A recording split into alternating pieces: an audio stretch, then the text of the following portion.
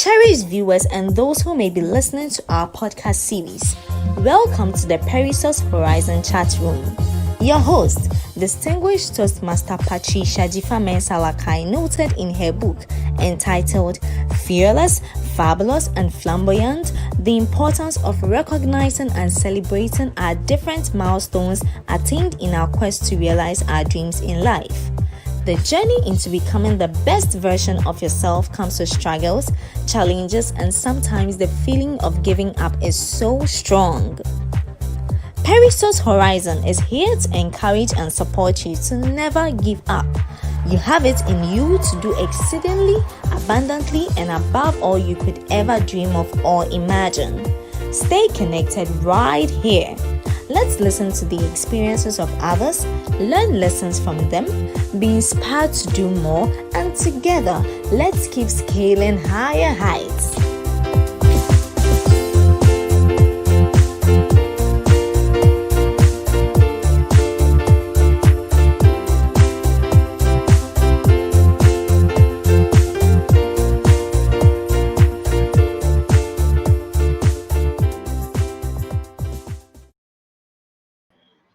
Wow, thank you, lovely audience, for joining us on this edition of the Perissos Horizon Chatroom series. I am your host, Patricia Atuahene, a communication and leadership coach. Today, we are going to have a conversation on the topic, as far as your eyes can see.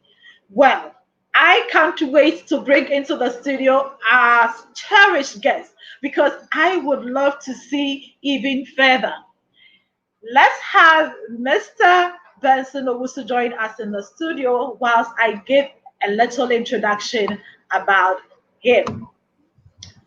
So let me go into his profile. Such an amazing profile.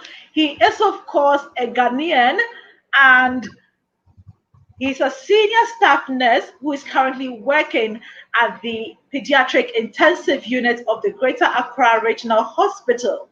He's also a lecturer at the School of Medicine and Health Science, that is at the Central University.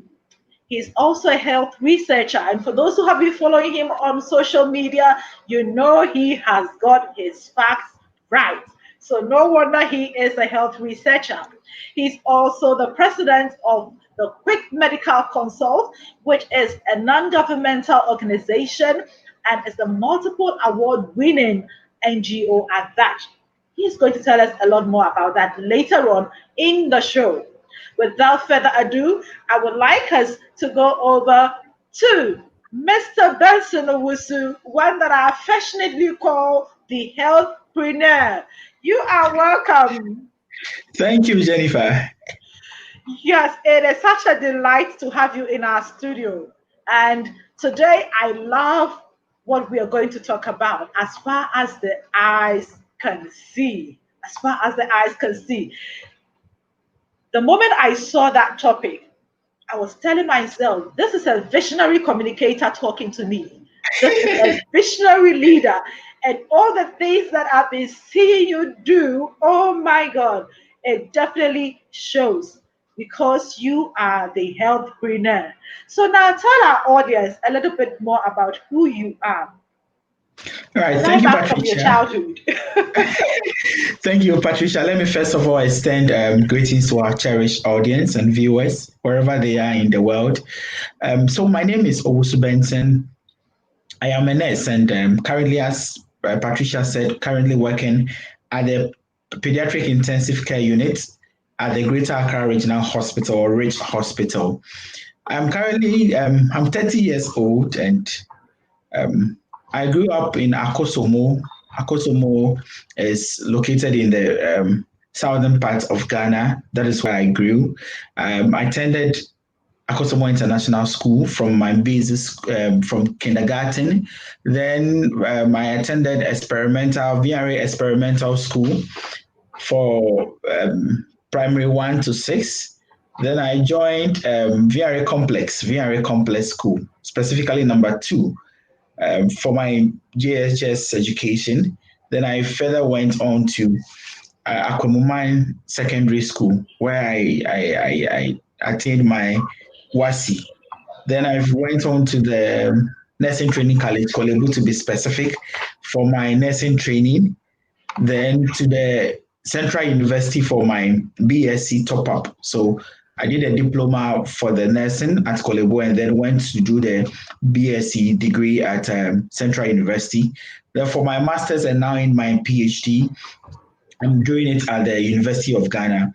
So growing up, I mean, let me just start by saying that it was so interesting. I mean, I had parents who are godly and they always wanted you to go the Christ way, always guide you when you are not when you are backsliding. They do their best to bring you on path.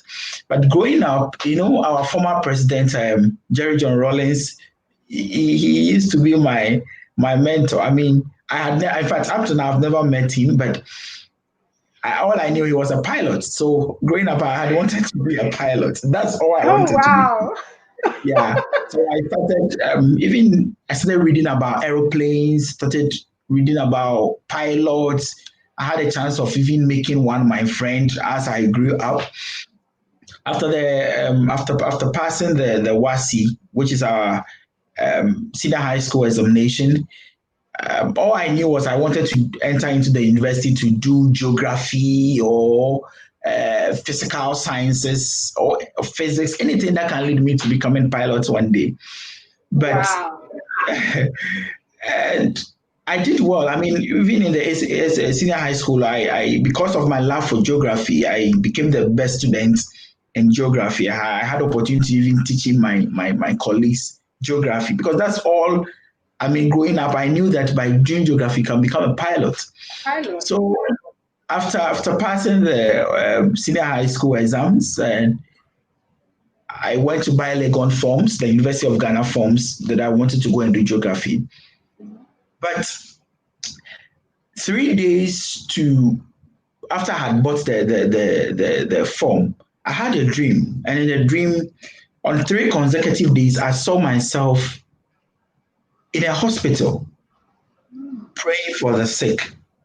Well, growing up, because of the Christian way of life that we were brought up, I thought probably maybe God wants me to be going to the hospital to evangelize, right? But I saw myself in the hospital praying for people, holding Bible, speaking to people. Then after the 3 days, I mean 3 consecutive days of dreaming, on the fourth day, my father called me that he wants me. I'm stressing on the he. He wants me to go and do nursing. Daddy was a very strict type, and when he talks, you have to listen. And trust me, I prayed against it. I mean, I'm a guy who would guide you nursing. I know, because I think those times, those early days, there was that perception in Ghana that it was the women that go into nursing. Exactly. So he went to buy for the phone for me himself. At that time it was 30 cedis. He went to buy the phone for me. I filled it and then I submitted it. Somewhere after the universities have started going, I mean, they had resumed school. A lot of my friends called me, "Hey Benson, I'm at Legon. When are you coming?" I said, I'll join you guys soon. Then I didn't even have any faith that they were going to call me for an interview. So I was just there. I received a call from the Korle Bu Nursing Training School that I've been invited to come for an interview. Trust me, I fasted that day that I don't get admission. Okay, so wait, just hold it there a bit. All along, before you thought of fasting against actually being called, just so that you would have the confidence to tell daddy, well, I tried, but they didn't call me after all. Did Yeah. you ever tell him that you had that dream consistently over that 3 days period where you were evangelizing, as it were, to people in the hospital? Did you tell him that? No, I didn't. I mean, I think it was my siblings that I ended up telling. I Okay. didn't tell anybody. I didn't mention it to anybody. All that I had always told daddy that I want to become a pilot. And I remember one day he told me that how many planes are in Ghana and who is going to retire for me to take over his Oh place. Hey, so that's how it was. So I went for the interview. I purposed in my heart that I wasn't going to perform well. my So God. I mean, I fasted that I don't get admission. So I just went to misbehave. Let me just call it that way. So about a month later, I was just telling Daddy that he should let me go to my university because my admission is still there. And Yeah. then I received a call. I was with him talking that Daddy, you should let me go to my university. And I received a call that am I speaking with Benson? That's what the person said. I said yes. You have a letter at the post office. Yeah. And I went and it was a Korle Bu Nursing Training college that had written to me that Wow. I've gotten admission. I was so sad that day. I was so sad. I was so Your sad. fasting, it means your fasting and prayers were going against God's will. As it were, Yes, God's will had to remain. The exactly. one that has to, that's right. Yeah. So I went to school. I went to nursing school, and for the first month, I became so depressed because we were only nine guys among over 80 girls. So just imagine Wow. you step in the class and all you see are women. I mean, how? Oh, I, I can just imagine. I can just imagine. I, And for me, just to let let you have a feel of the way I can relate to this, because before I joined Ghana Airways, I was thinking that most flight attendants were women. So I was quite surprised to see quite a lot of men also applying to be part of the cabin crew. So oh, I I kind see. of get a sense of how you felt, you know. Yeah.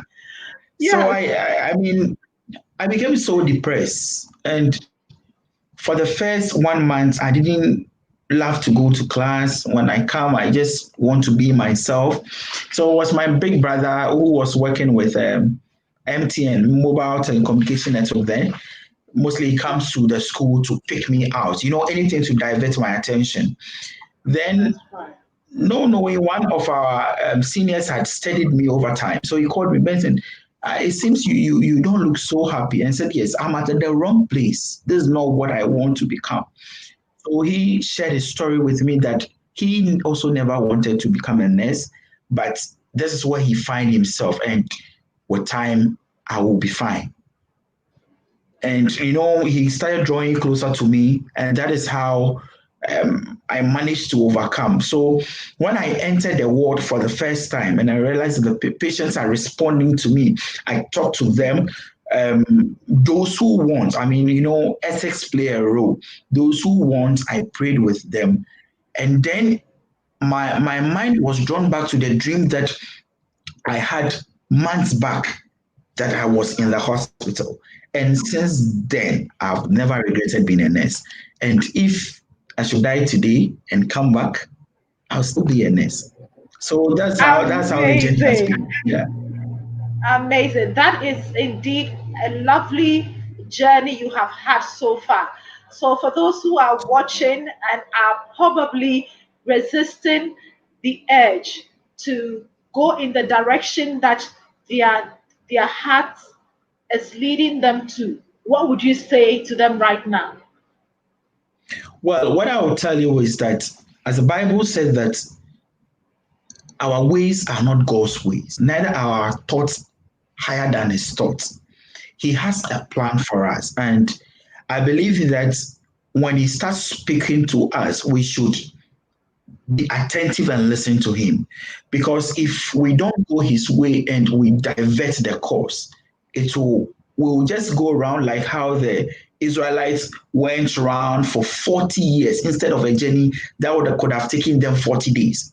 So we must heed to the voice of God. Or if you are not a Christian, you are a Muslim, you are a Hindu, you are a Shintoist, listen to your object of worship. Listen to your instinct, because Exactly. it may be the one that will lead you to your destiny. Yeah. Yes. So do you? So for me, what this tells me is that the field of nursing and actually sustaining the health and well-being of another human being, do you think that it should be a calling? Do you feel it is a calling? I'm asking this question because sometimes in other scenarios, you have a parent or a loved one who will just encourage somebody to take on the nursing profession as an alternative choice Yeah. so they can have some means of, earning a salary or earning a living. What would you say to So with that? that, yeah, I would say that let's not force people into the health sector, because the health sector sustains us as human beings. If someone doesn't really want to do it and you force the person, maybe the person might be intelligent. That's why you think the person should go and do nursing or medicine. If you let the person go because you think the person is intelligent, he or she will make the grades but become a nurse, a bad nurse or a doctor, and will end up killing people. You see, you need passion to be able to change someone who has soiled himself. You need the love for humanity to be able to dress wounds that are filled with maggots. You need that passion to be able to care for someone who is not mentally stable. You pick people's problems and you hide yours just to let them smile. If whether yours was a calling or you entered by accident, you would have to develop the love. That's why you go through Develop. training. But yes, so if the person you think that it's not your field, even if after entering, just back off, because you end up killing people. Someone's if supposing you are a midwife and you don't have the love for the job, you will end up leading people to losing their precious children just because you don't care. Yeah. So it's a calling to some people, but there are some people too. The life situations lead them into the profession. But one thing I would But they say is that can once you develop. are in, do your best to rise, do your best to laugh. My grandfather always said that never dishonor your source of income. Once you are in the profession, do all you can to be the best. That's Yeah. right. That's right. So it is basically telling us, I mean, to give it our all, our hearts and our thoughts, and to be empathetic, put ourselves in the Yeah. shoes of the patients that we're caring for. And you are so right. We can all develop that art to love and work diligently to support those that we are made to care for. And I know that not just are you in the nursing field, but you are in a very fragile area. You Yeah. work with a pediatric unit, and not just the pediatric unit, the intensive care unit. I know if I ask for a day in your life, it will probably take us 1 hour. But give us a little glimpse of how your day is at the pediatric intensive care unit, because these are mothers who have their Yeah. children, and one situation or the other may have led them there. They are basically at your mercy. How is your day like at the intensive care unit?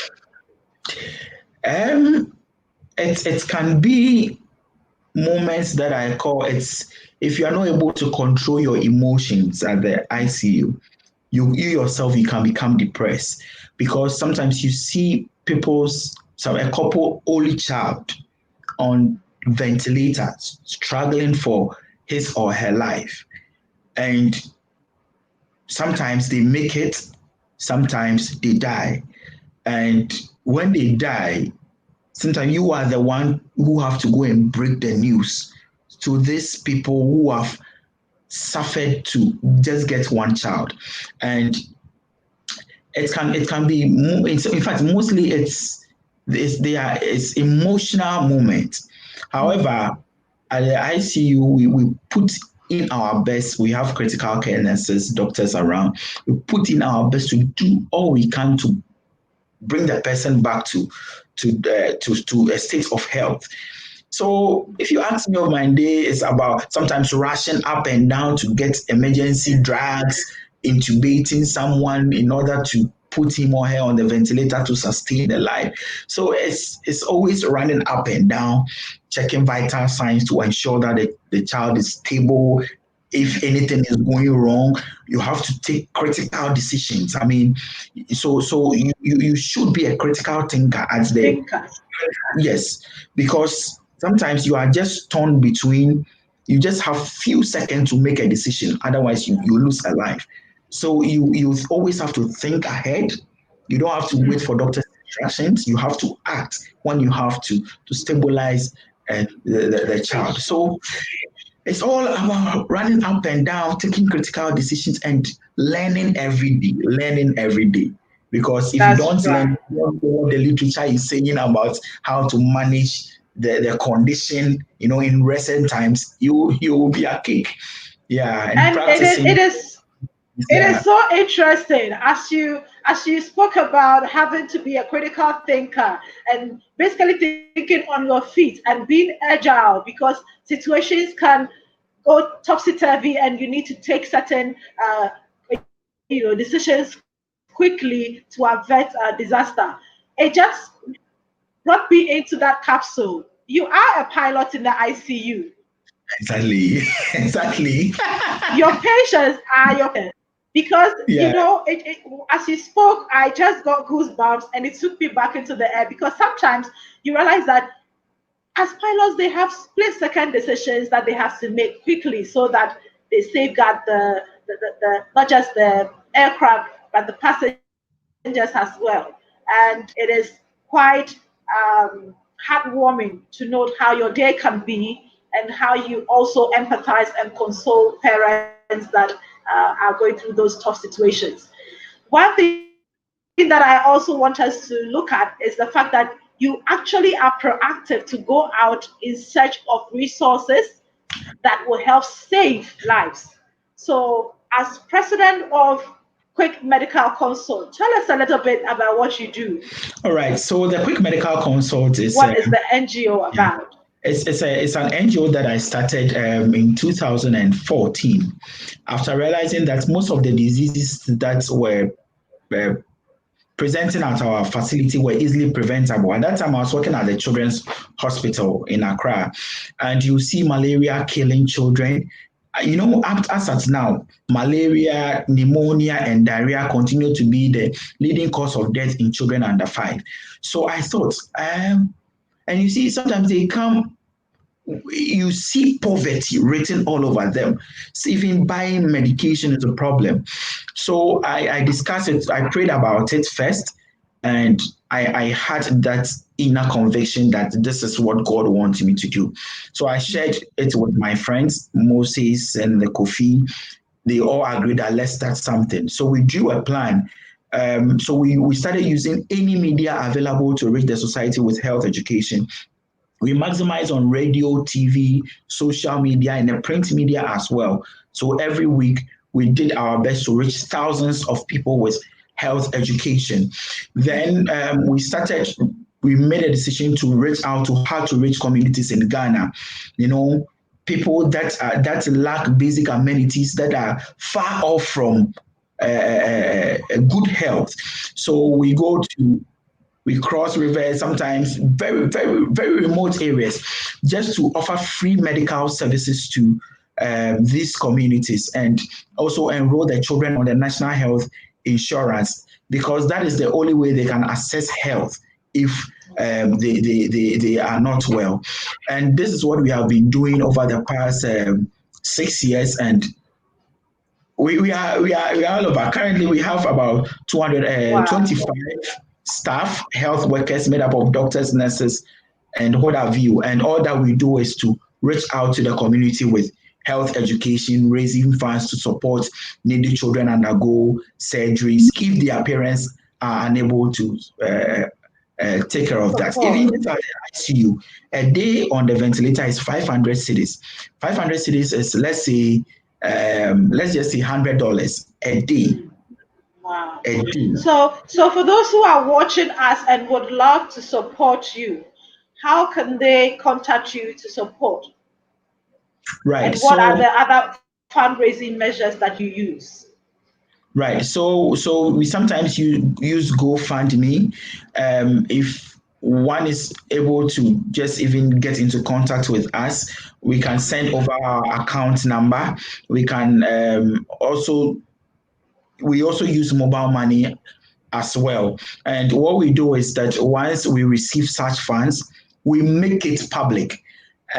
Just because of accountability, we really believe in integrity, and we publish our statement of accounts if there need be, because of transparency, and then issuing of receipts as well. So we receive into our account, which once anyone want to come on board to support this good cause can reach us. I'll give my details as we go on, and Sure, then you can type it into the comment and I'll pick it up and display it. okay. Whilst, So whilst you do that, we can also look at the other aspects. I know you have a platform dubbed Doctor Telemedicine, and it is a yeah. startup company. Tell us a bit more about this startup company and especially how you came up with the name. So the telemedicine company is a company that a group of health workers, which I am part, we came together Okay. to help fill the that space where if someone is sick, you don't, sometimes it's so urgent that the person is unable to get to the hospital on time. What can you do? You can just call us on phone or on video using just your phone. We are even working on starting initiating a short code by which people can call us on. Then you have the chance to speak with a doctor, you or a nurse, and then we are able to tell you what to do whilst you prepare to go to the hospital. I mean, I worked with the Vodafone Healthline for 5 years, where we within a span of 5 years we're able to attend to 800,000 people just on phone, and people who had heart attack, we told them do this, whilst family members take them to the hospital, and it's been so amazing. So we started this doctor app for the same purpose, and we are actually yet to launch it, scale it throughout the country. And we For have it to a go lot of full out. doctors on board. We have a lot of nurses on board just for this good cause.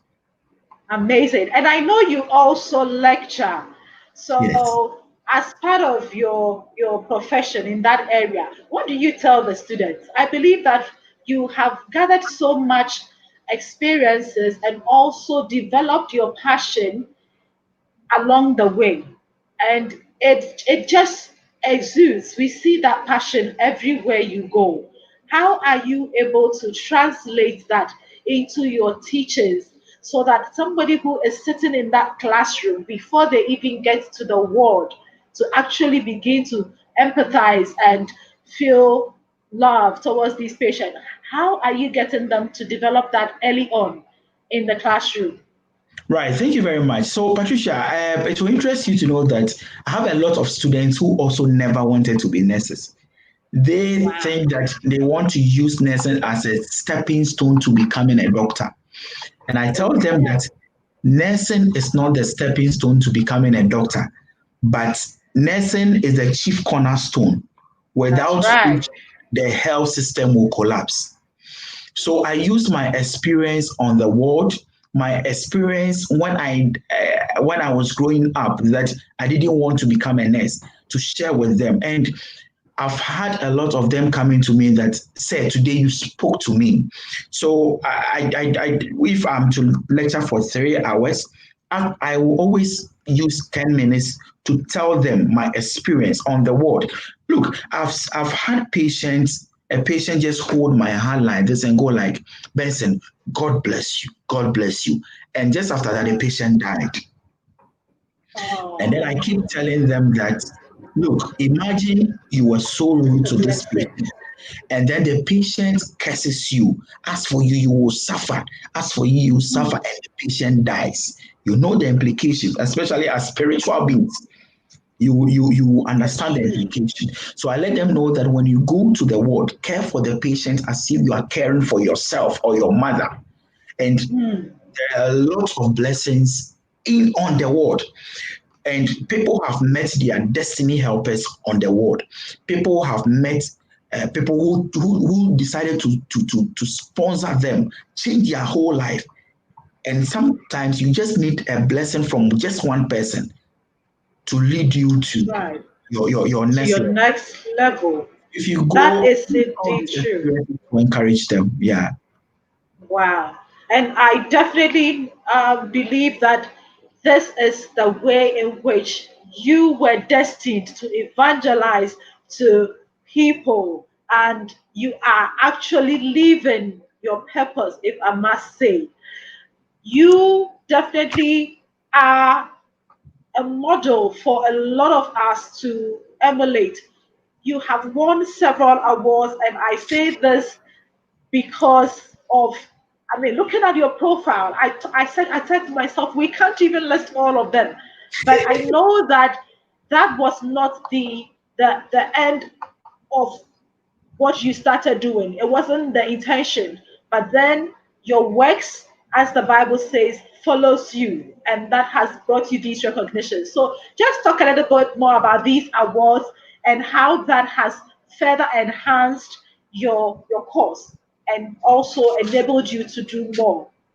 Right. Thank you very much. So somewhere in 2014, I was awarded by the Journal of Africa, the African Journal of Africa magazine, where they listed me as Ghana's leading nurse and social entrepreneur based on our works towards humanity.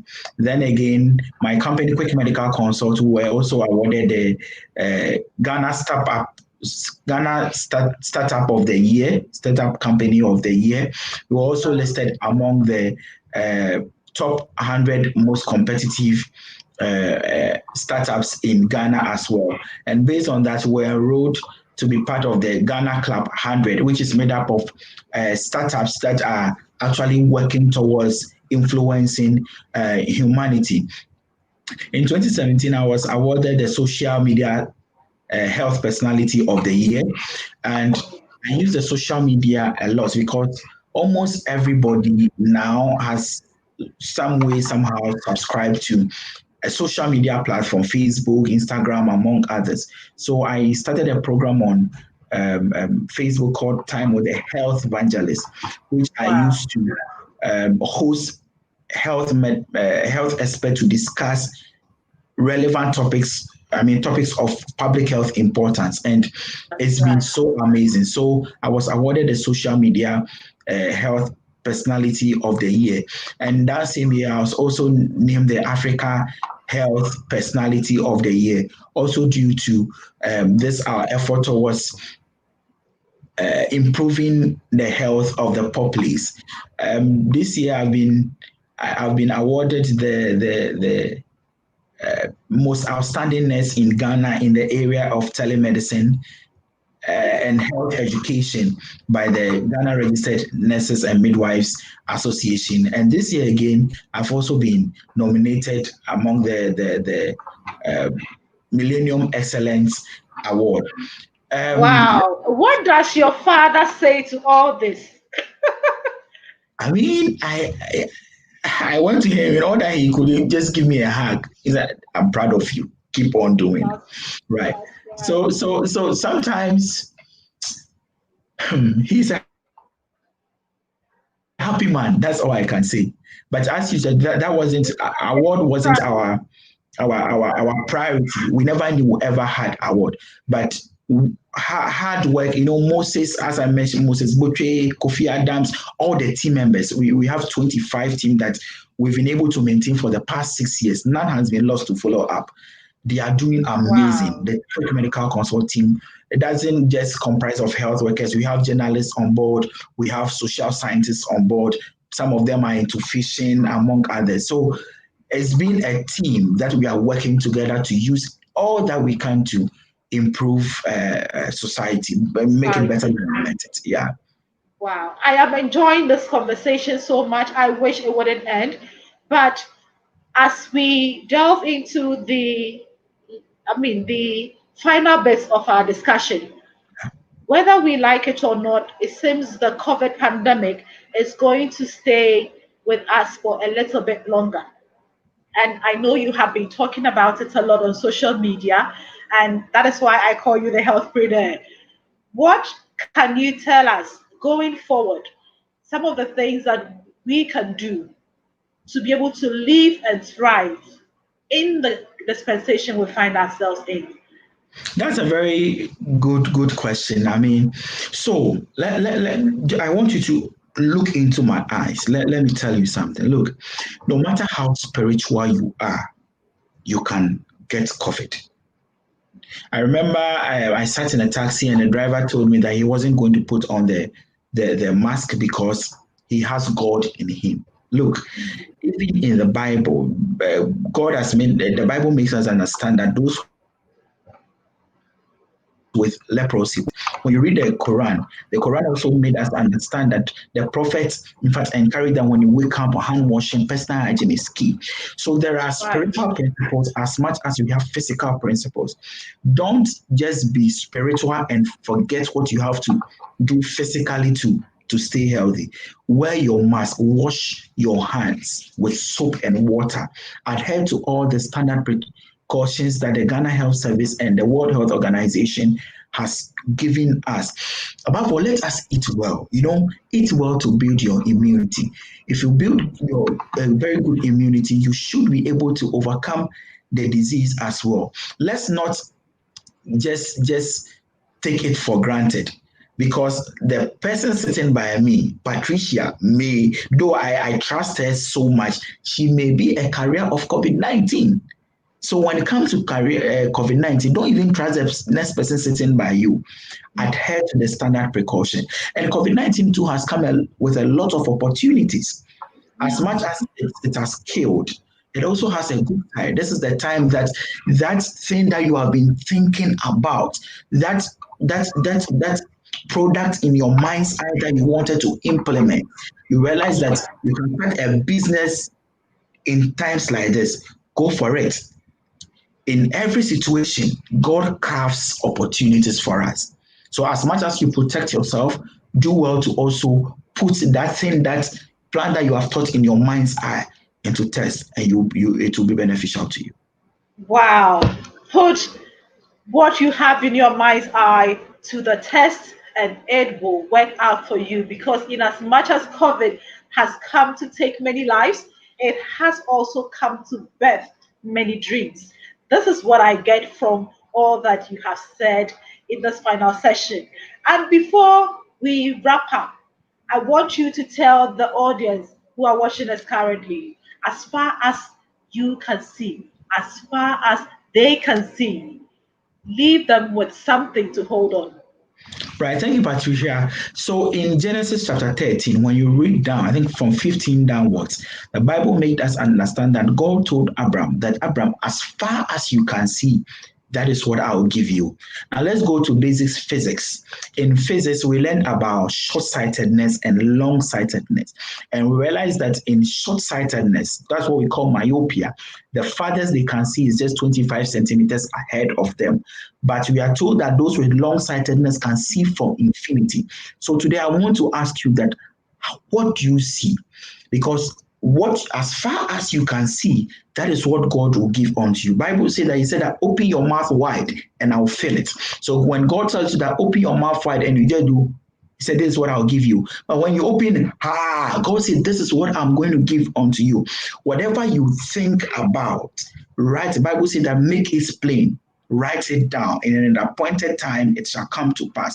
Work towards your dreams. Look far. Don't see yourself that you are limited. As for me, I can't do it. In my family, nobody is rich. You can break that barrier. As far as you can see, as far as you can think, God will guide you to help you accomplish it. So see far, work with the right people. If you have friends who are myopic, leave them, work with people who are visionary, who can see far. Because if you are humble yourself to stand on the shoulders of the giant, you will see far. Get mentors like what Patricia is doing. Get mentors, people who can coach you, people who can guide you in that profession. And when you sit on the shoulders of such giants, trust me, you will go more than Ghana Airways. Woo! And that indeed is a happy landing. You have piloted us safely through this discussion as far as we can see. And I have enjoyed this flight. We have been inspired, we have been motivated by our guests in the studio. And I know if you are out there watching us, you have also gleaned a lot from our discussion. Sometimes in life, you feel like charting a certain path. But as the African proverb says, what an adult will see sitting down, sometimes a child who is standing may not see. As Isaac Newton once said, we can see further because we stood on the shoulders of giants. Let us continue to see further. In our mind's eye, let's continue to birth those dreams. And that is why I keep encouraging people, don't settle, keep scaling higher heights. Until we come your way again with the Perissos Horizon chat room series, please don't forget to hit that subscribe button so that you can always receive the alerts. Because in the chat room, there is such an amazing information, amazing stories, personal experiences that will help you see the possibility in your situation. Thank you, and do not go. We are going to tell you a little bit more about what the chat room series is all about whilst I say bye to my guests. All right, so see you next time. Bye. Thank you so much for coming, Benson. You My too. healthpreneur. All the best and keep scaling higher heights. Thank you, Patricia. Okay.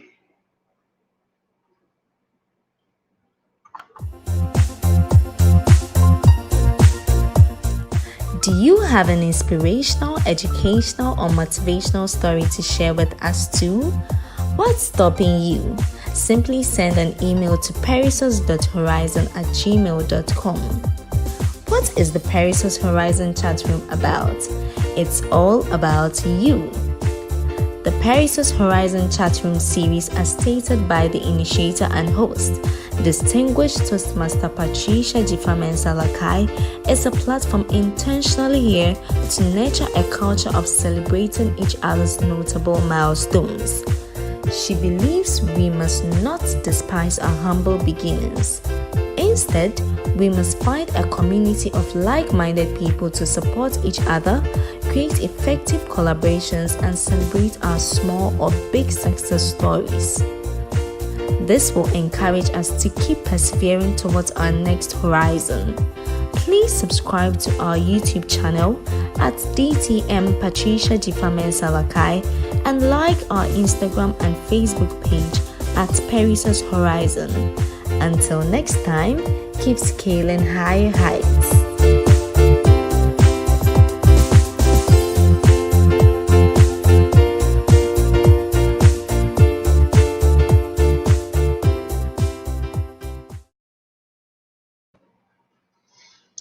Wow, that was amazing.